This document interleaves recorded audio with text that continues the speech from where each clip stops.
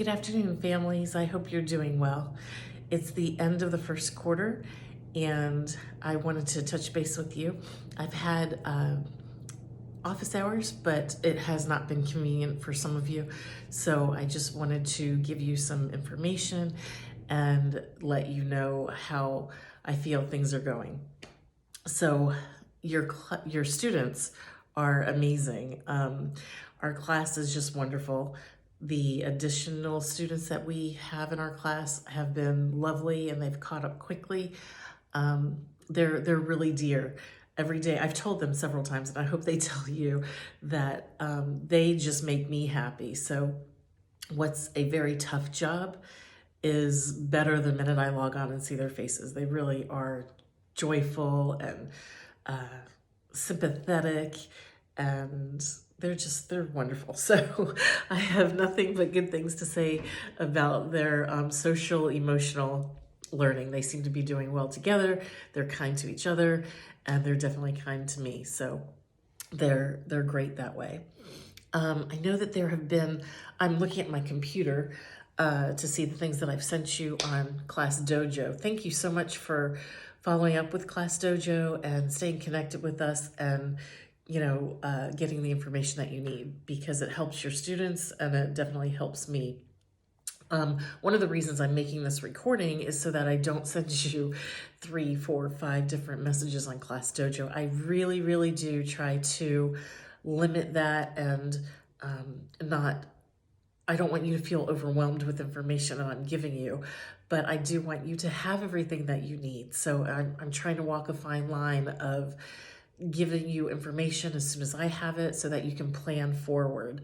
And I hope you can appreciate that. So the schedule that I sent out this morning, if you notice, I said this is the tentative schedule because I have become aware of the St. Francis way of changing things at the last minute. So I said tentative schedule because anything could happen. November 2nd, Monday, has always been a no class day, no live classes.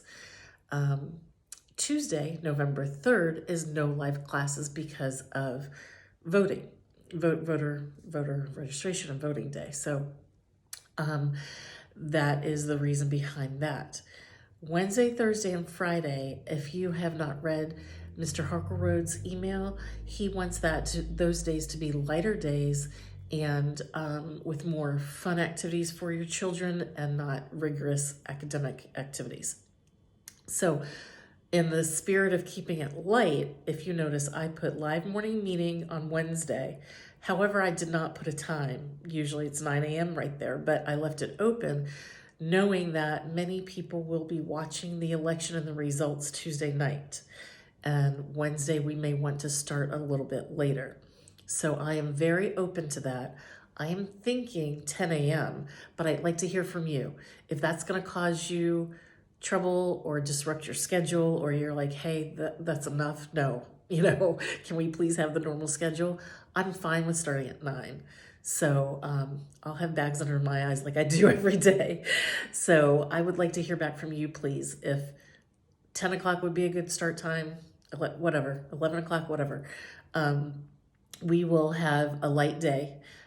Probably I have religion and math on there. Math would probably be a math game that they can do, or Khan Academy.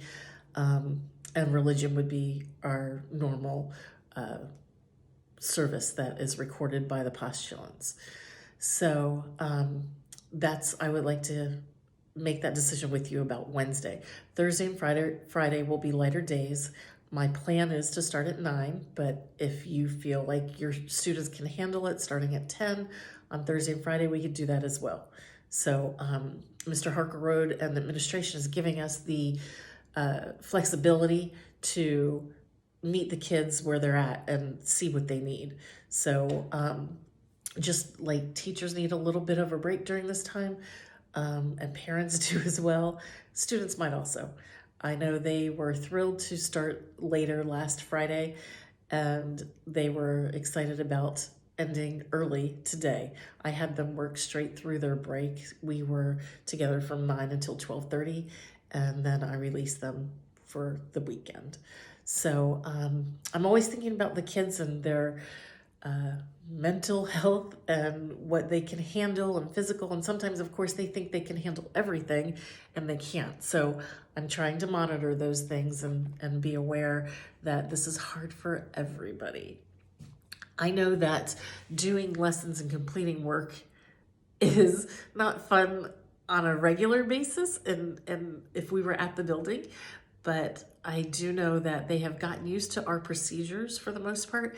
And now when I see them breaking procedures or not following procedures, it's a choice that they're making. So um, I have been trying to be I've been trying to reinforce what they know they should be doing. So a couple friends told me that they couldn't get work done because they were too busy.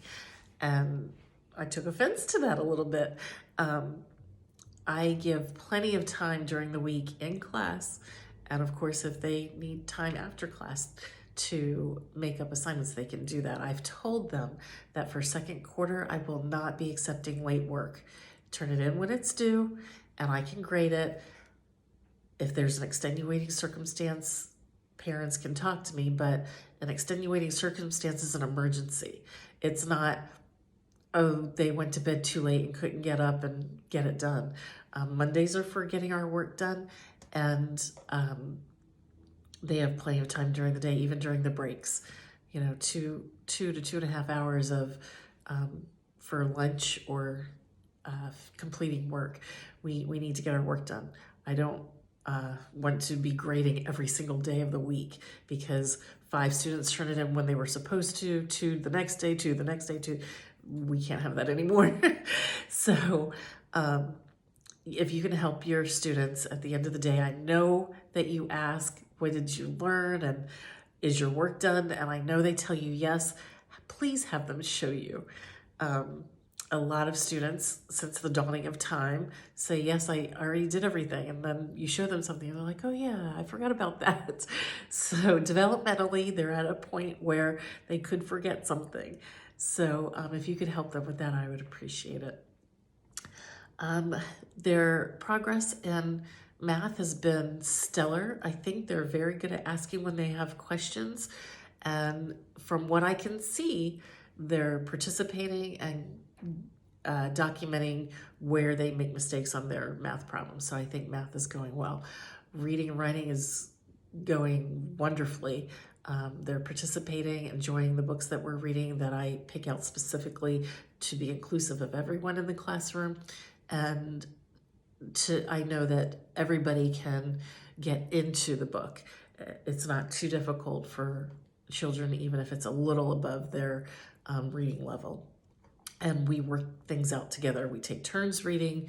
I read to them, they read to me, they read to each other, and I have lots of graphic organizers to go with the things that we're working on. For instance, the one and only Ivan. I emailed that to you, and I have more to come to help them with studying for the test for the one and only Ivan.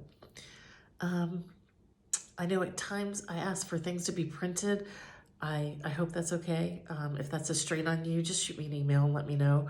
Now that they have all their textbooks and their workbooks, they can work more in the workbooks, and maybe you can just take a picture and send it to me. And I've showed them how to do a screen capture on their Chromebooks and send that to me as well. So there's lots of ways that we can get work back to me, and lots of ways that we can encourage them to show what they know. So it's not always going to be on a piece of paper. You've seen their recordings. They'll talk about it, they'll write about it, they'll act it out. I'm trying to include a lot of different modalities for them to show us how brilliant they are, and that they're participating and they're listening to me, even when it seems like they're not. So that's what I've been working on lately the last 2 weeks, is for them to get all of the instructions that I'm giving them and to follow those instructions, not just part of the instructions. So anything you can do to help with that at home, have them repeat to you what you've asked them to do, that would be great. So we are going to continue virtual learning until January 18th, I believe the letter said from Mr. Harkleroad, and we will be discussing what is to come after that time. Obviously, we're going to have to wait and see how the winter goes, but we can do it. We can get through it. I will keep trying to update you on what we're doing, what we've accomplished for the week, how you can help. Learning that you can reinforce at home with different things and different virtual field trips that we're going on. So all of that I'm trying to give to you in Class Dojo, just so you feel like you're with us in the classroom and you know what we're doing, you know what your students are doing, even if you're in the other room or perhaps not home at all.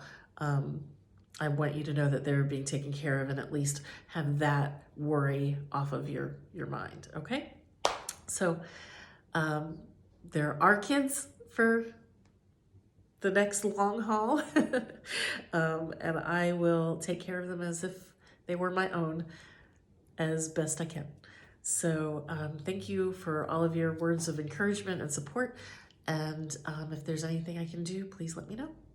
Take care, have a great weekend, and I will see you on Wednesday. Take care.